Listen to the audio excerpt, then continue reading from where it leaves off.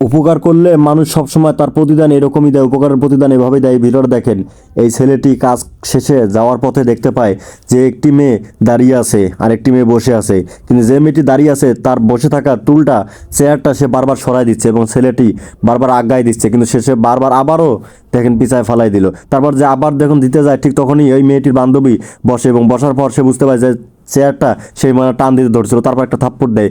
তারপর সে শান্ত হয় না, তারপর দেখেন আবার ধাক্কা দিয়ে তাকে ফালাই দেয়। কারণ গরিব মানুষ ভাই, অসহায় মানুষ কিছু বলতেও পারবে না, তাই না? গরিব মানুষের কথা তো কেউ শুনবেও না, তাই না? তারপর দেখেন ছেলেটি এখান থেকে চলে যায় এবং মেয়েটি বসে এবং তার বান্ধবী দেখেন তাকে আবার উল্টা বুঝাচ্ছে যে এরকম খারাপ ছেলে তো আমি দেখি না।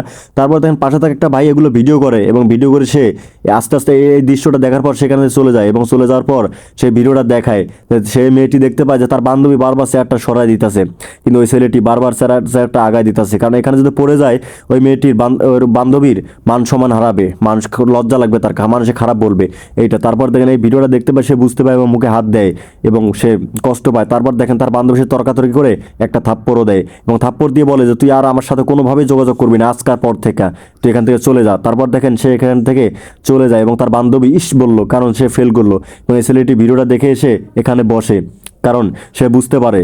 তারপর দেখেন এই লোকটি যাকে থাপ্পড়লো এবং ধাক্কায় ফালাই দিল, সেই লোকটি যাইতে ধরে, ঠিক তখনই এই মেয়েটি পিছিয়ে পিছিয়ে দৌড়ায় চলে আসে এবং আসার পর দেখেন তার হাত জোর করে মাপ চায় এবং গরিব মানুষ তো খুব সহজ সরলভাবে মাপ করে দেয়, তাই না?